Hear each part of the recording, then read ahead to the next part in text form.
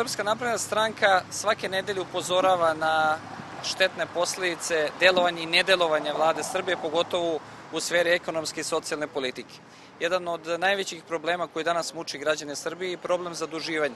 Kada kažem problem zaduživanja, imamo situaciju da je u Srbiji veliki broj građana uzeo kredite i to kredite indeksirane u švajcarskim francima, što je uslovilo, naravno, usled slabljenja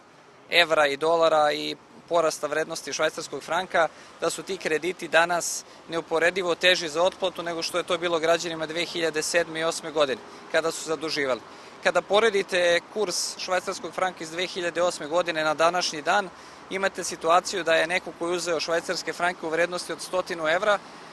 danas duguje 151 evro za isti broj švajcarskih franaka. Dakle, kada pomnožite sa 1000 evra koliko su uzimali ljudi za različite kredite, i to pre svega stambene kredite, vidjet ćete da su građani Srbije danas dovedeni u situaciju, odnosno da su danas u situaciji da teško mogu da isplate rate za ove kredite i da će biti u situaciji da im se oduzima imovina, da ostaju bez svojih stanova, automobila i ostalo. Zemlje u okruženju su učestvovale, dakle njihove vlade i centralne bankarske institucije su učestvovale u rešavanju ovih problema i nažalost moram da istaknem da su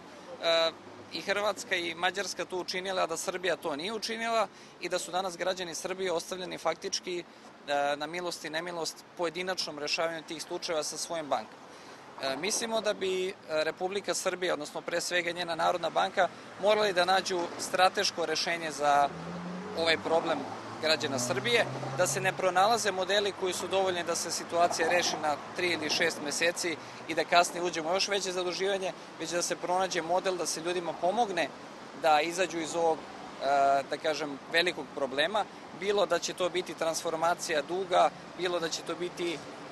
pronalaženje nekih fiksnih kamatnih stopa koje će država onda subvencionirati ili bilo čega drugog, ali je potrebno da država, odnosno Narodna banka Srbije, sedne sa onim bankama koje su plasirale najviše sredstava u ovu zemlju i da se dogovori o modelu kako da pomogne svojim građanima.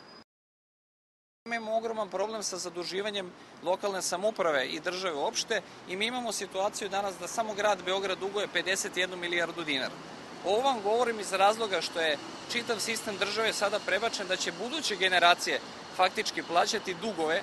i biti faktički veoma zadužene u odnosu na današnji dan. Imaćemo situaciju da država ne može više da radi, ni država ni lokalna samouprava neće moći da rade kapitalne investicije, neće moći da rade velike projekte jer novca neće biti, a ogromno opterećenje dugovima biće toliko da mi nećemo moći ni da servisiramo ta dugovanja. Srpska napredna stranka traži od države da se najozbiljnije pozabavi ekonomskom situacijom u zemlji, da prestane da se bavi marketingom, već da konačno donese neko konkretno rešenje od koga će građani Srbije imati neku korist. Ovako stiče se utisak da je ova vlada potpuno odnarođena od svog naroda, da ne postoji opšti interes da se bave onim problemima koje građane muči. U isto vreme tajkunima se omogućava da oni dobiju povoljno novac, njima se omogućavaju povoljni poslovi, njima se omogućava da povoljno kupuju zemlju, poput afere koje smo otkrili u kneza Miloša i u kralja Milana i kralja Milutina, KM afera, gde su faktički omogućili tajkunima da za drastično manji novac, za 12 miliona evra manje kupe atraktivno građevinsko zemljište. Tražimo da se vlada, lokalna samouprava obrate građanima Srbije, da im kažu šta će da urade za njih i kako će im pomoći da ovu tešku ekonomsku krizu lakše prevaziđu.